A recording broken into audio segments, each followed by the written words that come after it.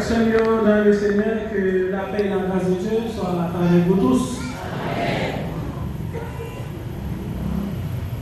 Dimanche matin, ça, c'est 4 avril 2021. Il marque un grand jour pour nous, chrétiens évangéliques. Jour de la commémoration de la résurrection de notre Sauveur et Seigneur Jésus-Christ. Résurrection Jésus-Christ, c'est un sujet qui bat naissance à un pile controverse, un pile discussion. Cependant, quelle que soit la nature controverse, il n'a pas empêché que Jésus-Christ l'était réellement ressuscité. Donc, matin, dans l'occasion si spéciale, ça, nous avons aimé attirer l'attention sur un aspect résurrection Jésus-Christ là. À savoir les conséquences ou les implications de la résurrection de Jésus-Christ. Nouveau dictionnaire biblique là, il définit résurrection Jésus-Christ là comme étant le retour de Christ à une vie corporelle glorifiée 3 jours après sa mort. Cette réalité est la base de tout le christianisme. Si Christ pas ressuscité, pas bien salut.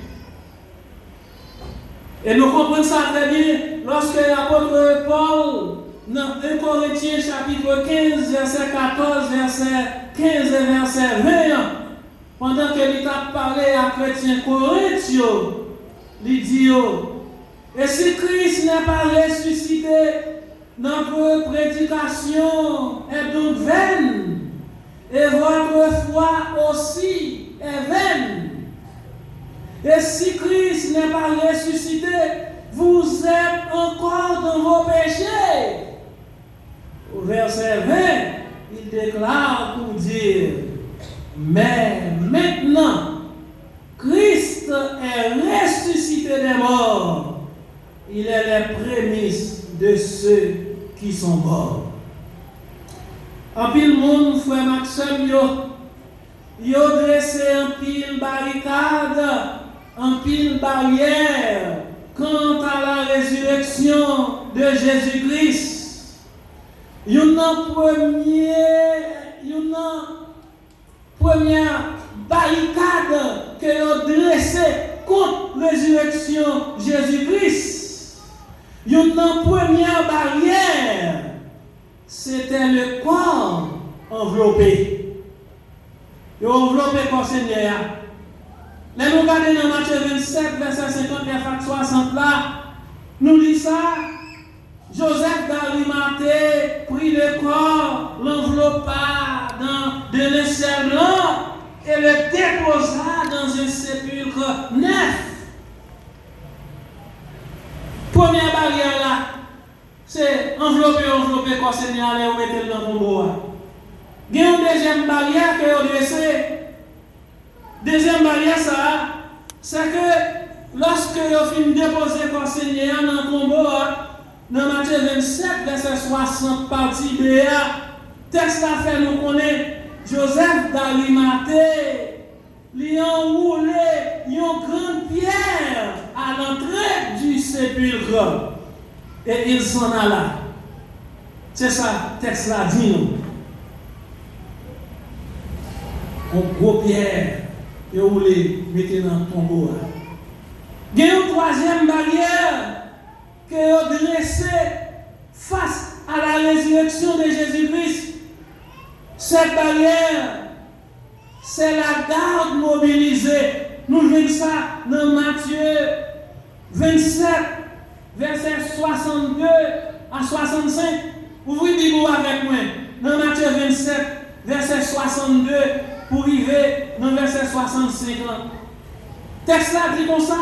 Le lendemain, qui était le jour après la préparation, les principaux sacrificateurs et les pharisiens allèrent ensemble auprès de Pilate et dirent: Seigneur, nous nous souvenons que cet imposteur a dit, quand il vivait encore, après 3 jours, je ressusciterai. Ordonne donc que le sépulcre soit gardé jusqu'au 3e jour, afin que ses disciples ne viennent pas dérober le corps et dire au peuple: il est ressuscité des morts. Cette dernière imposture serait pire que la première. Pilate leur dit: vous avez une garde, allez, gardez-le comme vous l'entendez. Ils s'en allèrent et s'assurèrent du sépulcre au moyen de la garde, après avoir scellé la pierre. Mais troisième barrière que vous dressez contre la résurrection de Jésus-Christ, ou bien face à la résurrection de Jésus-Christ. C'était pour combattre la résurrection. C'était pour empêcher que Jésus-Christ ressuscite. Parce que avant il était mort, il était dit, mais ça va passer, il vient pour le ressusciter 3e jour. Cependant, frère Maxime, on n'est pas capable d'opposer à la puissance de Dieu manifestée dans la résurrection de Jésus-Christ. Dans Ephésiens chapitre 1er, verset 19 et 20, apôtre Paul l'a parlé avec les Éphésiens, il dit: et quelle est envers nous qui croyons l'infinie grandeur de sa puissance, se manifestant avec efficacité par la vertu de sa force. Verset 20. Il l'a déployé en Christ en le ressuscitant des morts et en le faisant asseoir à sa droite dans les lieux célestes. Frère Maxime, bonne lecture, yo te affaissé sous sol là, les yeux que yo te mette pour te envelopper, Seigneur. Yo jeune yo, on côté à part, comme dans ton bois, d'après Jean 20, verset 57. Grande pierre là, que yo te roulé là, yo ange, d'après Matthieu 28, verset 2, et Marc 16, verset 4. Grande pierre que yo te mette devant ton bois, pour te boucher, Seigneur Jésus. Il y a un ange qui sortit dans le ciel là, qui roulait, pierre ça mettait là côté.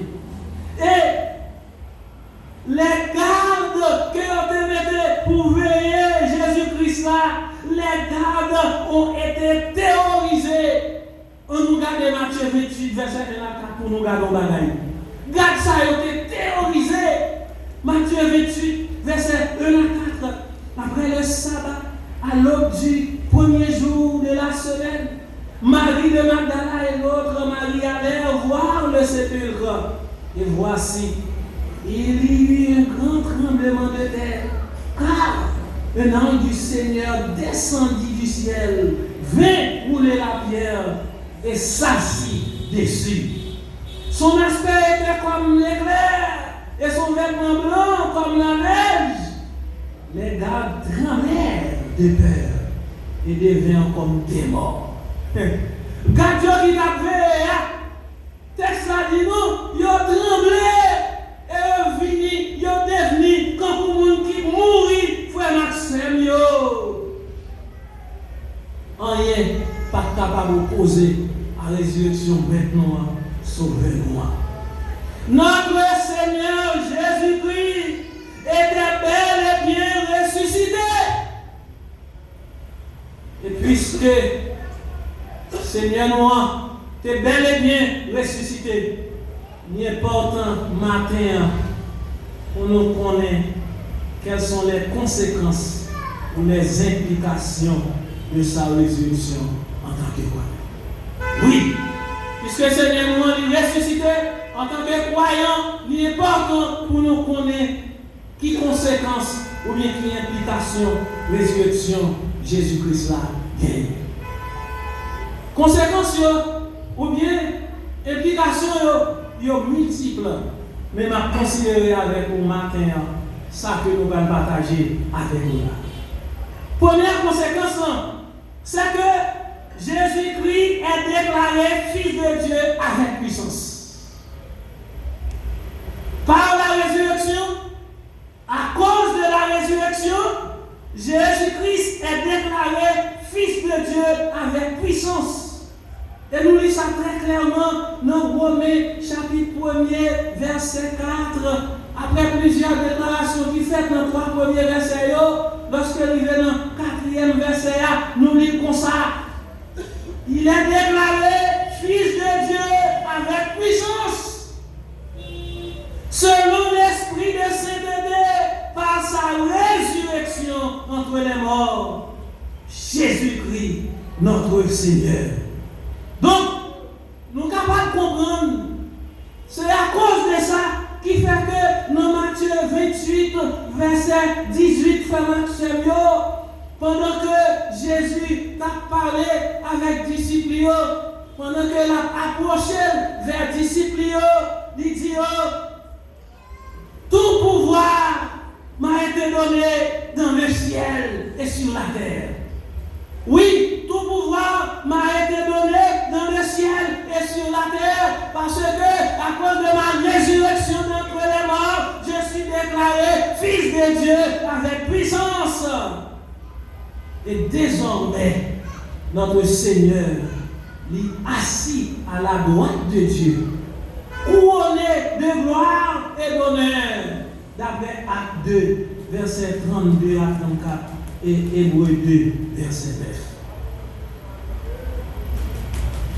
Première conséquence, Jésus-Christ est déclaré Fils de Dieu avec puissance.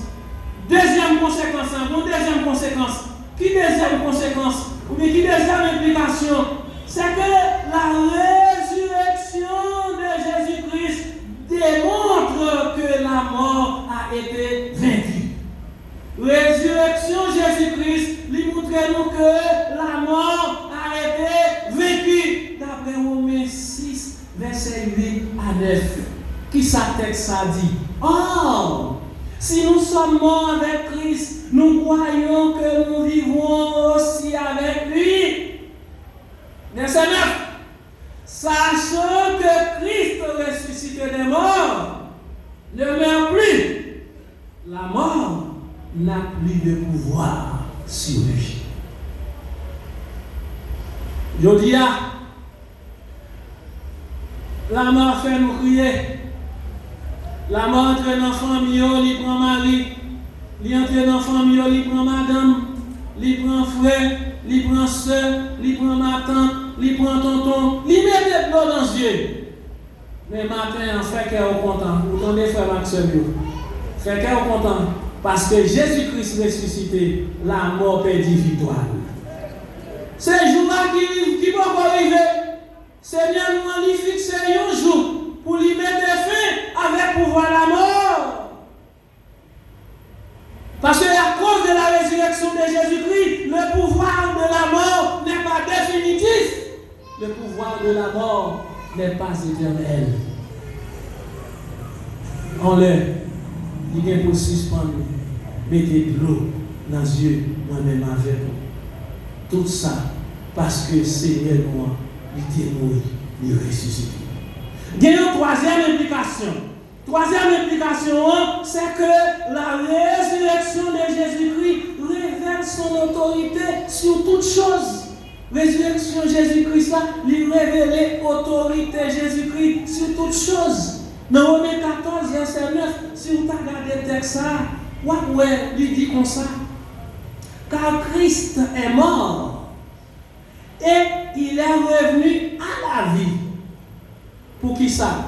Afin de dominer sur les morts et sur les vivants. Et sur les Philippiens 2, verset 9 à 11, ou après Philippiens renforcer le fait que la résurrection de Jésus-Christ lui révèle autorité sur toute bagaille. À travers le monde entier, où je des présidents qui comprennent ce que fait la paix. Où je des gouverneurs, des gouvernements qui comprennent ce que fait l'univers. Il y a une série de nègres, il y a des gros âmes, il y a marché faire nous souffrir, il y a marché tout baiser monde, il y a marché tuer monde. Parce que c'est eux qui ont créé la terre, c'est eux qui ont créé l'univers. Ils comprennent que c'est le dominateur. Et il dit, même des pays qui disent qu'on que dans une fraction de seconde, avec un missile, il y a détruire le monde. Mais pour détruire le monde avec un missile, est-ce que c'est eux qui ont dominé la terre?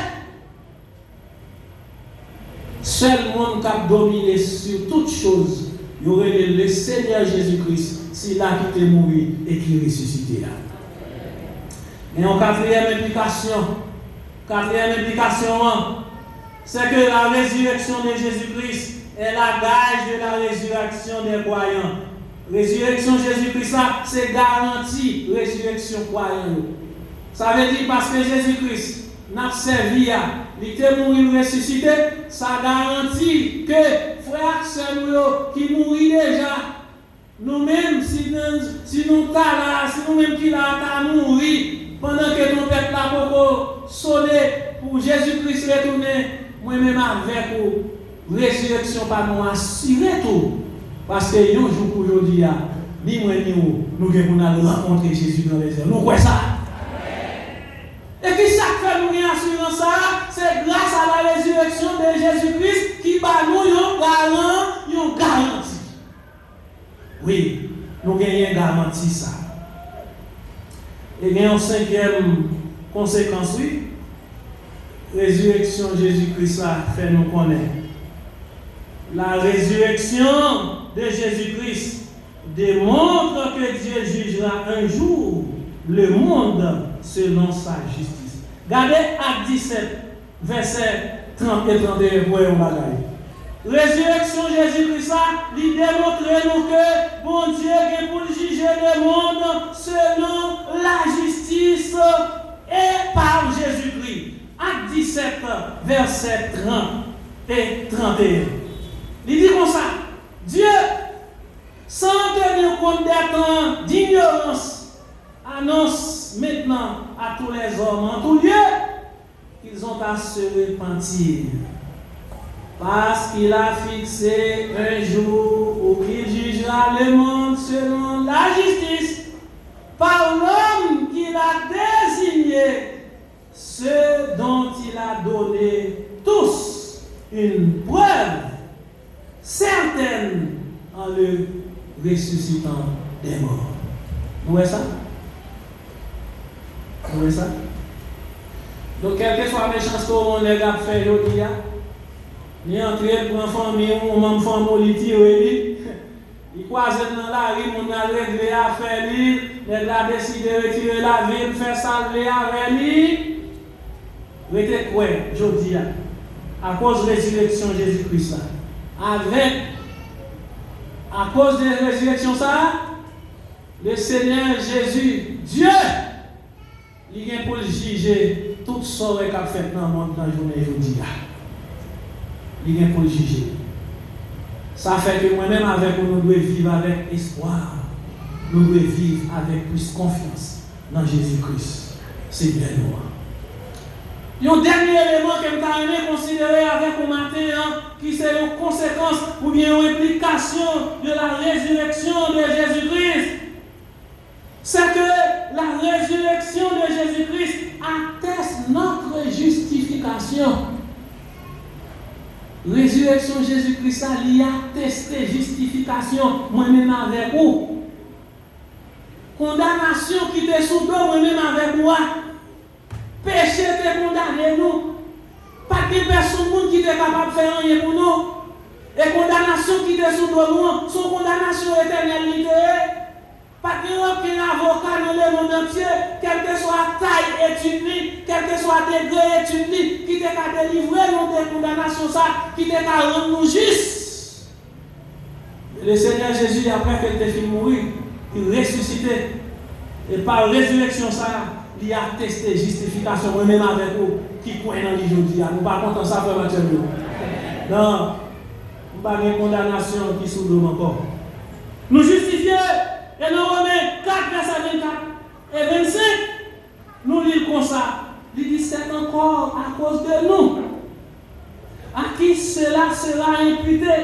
À nous qui croyons en celui qui a ressuscité des morts, Jésus notre Seigneur, qui a été livré pour nos offenses et est ressuscité pour notre justification. Jésus-Christ est ressuscité pour justifier moi-même ensemble avec vous. Maintenant, on voulait condamner, Job Paul. Vous voulez mettre Chaï sous l'homme, Job Paul. Vous voulez dire ceci, Job Paul. Vous voulez dire cela, Job Paul. Mais pas en condamnation péché encore. Vous ne pas content ça matin? Et qui ça fait pas en condamnation péché encore? Parce que Jésus-Christ lui ressuscité pour être capable de justifier. Seigneur nous a bel et bien ressuscité. La résurrection, il y a 6 conséquences pour nous que nous avons matin. C'est que la résurrection Christ a déclaré que Christ est fils de Dieu avec puissance. La résurrection Christ a démontré que la mort a été vaincue. La résurrection Christ a révélé l'autorité sur toutes choses. La résurrection Christ c'est garantie résurrection moi-même avec vous qui croyez en lui.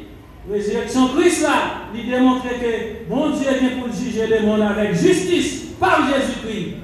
Et la résurrection Jésus-Christ lui a testé justification. Et ça m'a été pour me dire matin. Moi été pour me dire gloire à Dieu. Sauvez-nous, Seigneur, il pas dans tombe, il ressuscité au siècle des siècles. Et puisque il ressuscité au siècle des siècles, un jour, ni moi, ni vous qui devez confiance sur nous dans lui, nous devons vivre avec lui pour les temps et pour l'éternité. Et si vous pouvez ça matin, que bon Dieu bénisse.